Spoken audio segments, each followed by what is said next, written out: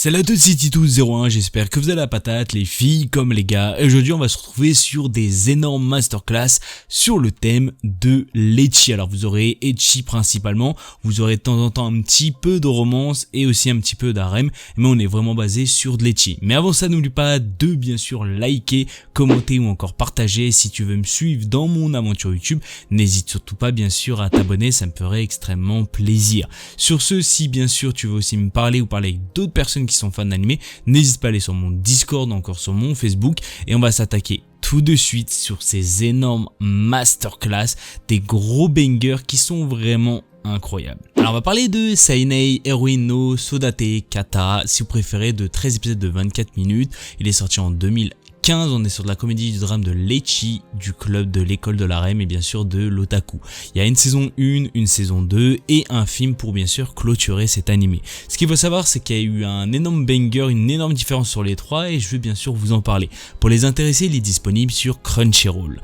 Un jour, Aki Tomoya, un jeune lycéen otaku, fait une rencontre qui va changer sa vie. Cette rencontre va l'inspirer pour concevoir son propre jeu vidéo, mettant en scène une héroïne inspirée de la fille qu'il a rencontrée.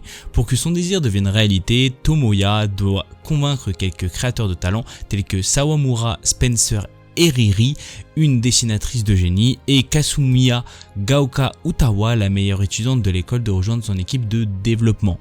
Pendant ce temps, Tomoya est choqué d'apprendre que la fille qui l'idolâtrait n'était que sa camarade Katu Megumi, une jeune femme tout ce qu'il y a de plus normal. Cependant, cela ne la dissuade pas, il est déterminé à donner à Megumi une totale transformation dans son jeu pour qu'elle devienne la petite amie idéale que tout homme désire. Alors ce que j'ai à dire, c'est que comme je l'ai dit, il y a une différence entre les trois, on va dire les deux saisons et bien sûr le film d'animation. Pourquoi je vous dis ça? C'est dans le sens que la saison 1 était vraiment quelque chose pour mettre en avant cet animé, vous l'expliquer, vous le montrer et qu'est-ce qu'on va voir bien sûr dans tout ça.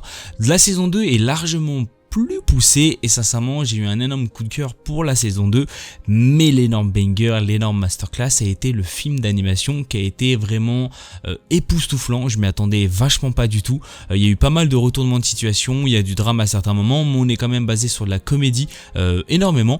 On a un petit peu de romance, vous l'avez aussi bien sûr le découvrir. Il y a aussi pas mal d'ecchi à certaines phases, et si bien sûr vous êtes une personne fan de jeux vidéo d'otaku, vous allez bien sûr adorer cet animé, où bien sûr il va montrer pas mal de choses sur la création d'un jeu ou bien sûr l'envers du décor.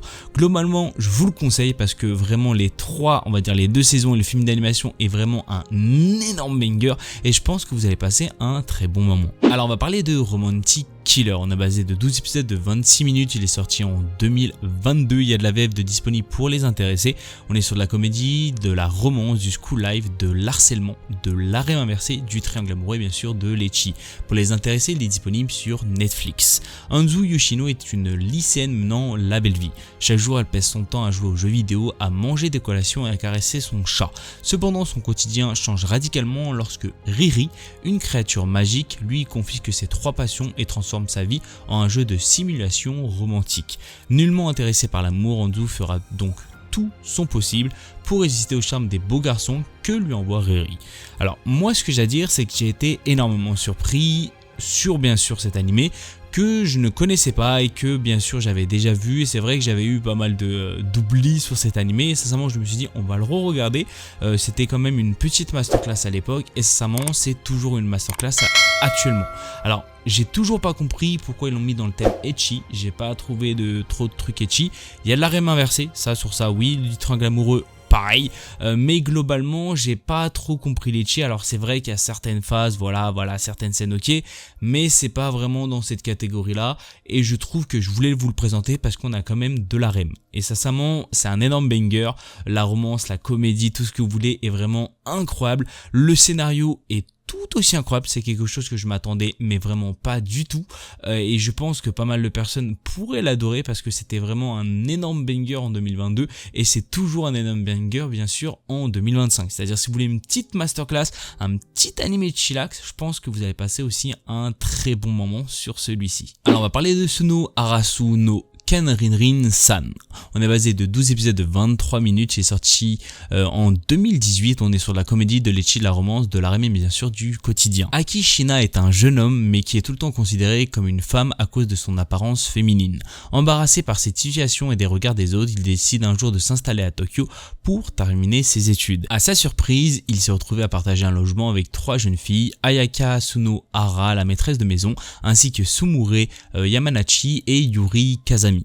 Alors moi globalement c'est un animé extrêmement drôle, on est basé sur énormément de comédie, il y a énormément d'ecchi aussi, mais globalement c'est un animé très spécial parce que comme vous l'aurez entendu, ce personnage est quand même plutôt un jeune homme considéré comme une jeune femme, mais il fait très jeune, c'est-à-dire vraiment il fait limite penser à un gamin, un enfant de 14 ans, 13 ans, et la personne qui vraiment va vraiment scoller à cette personne va tout simplement être dans la 20-25 ans, tu vois, et c'est extrêmement bizarre. Ça c'est le petit truc, globalement, physiquement, c'est très compliqué à comprendre, c'est extrêmement bizarre, mais si bien sûr on oublie globalement que c'est globalement un jeune homme, en fait c'est pas un enfant de 12-13 ans, on peut se dire que ça passe plutôt bien. Mais c'est vrai qu'il y a certaines scènes que tout simplement tu te poses des questions parce que c'est quand même un animé assez malsain sur ça, ce qui est quand même plutôt dommage parce que je pense qu'il aurait fait un petit peu plus vieux, on va dire, ce personnage. Je pense que ça aurait été un animé incroyable et ça serait passé vraiment bien, d'où ma réticence sur cet animé qui est pour ma part bien trouvé, qui est plutôt bien, mais le personnage me gêne pas mal et c'est quand même plutôt dommage. Je vous conseille quand même cet animé parce que c'est quand même un animé vachement intéressant, même si je préfère les 2 premiers, c'est quand même un petit banger qui pourrait globalement vous intéresser. Malheureusement c'est la fin de cette vidéo, j'espère qu'elle vous aura fait plaisir. Si vous avez des idées de vidéos ou tout autre, n'hésitez surtout pas, mais vraiment surtout pas à me le dire dans la barre des commentaires. N'oublie pas d'exploser cette barre de like, de commentaires ou encore de partage, et si tu as des idées de vidéos ou tout autre, ou tu veux bien sûr me suivre, n'hésite bien sûr à m'en parler sur Discord ou encore sur Facebook, ça me ferait extrêmement plaisir. C'était Tito Commande sur ce. Peace.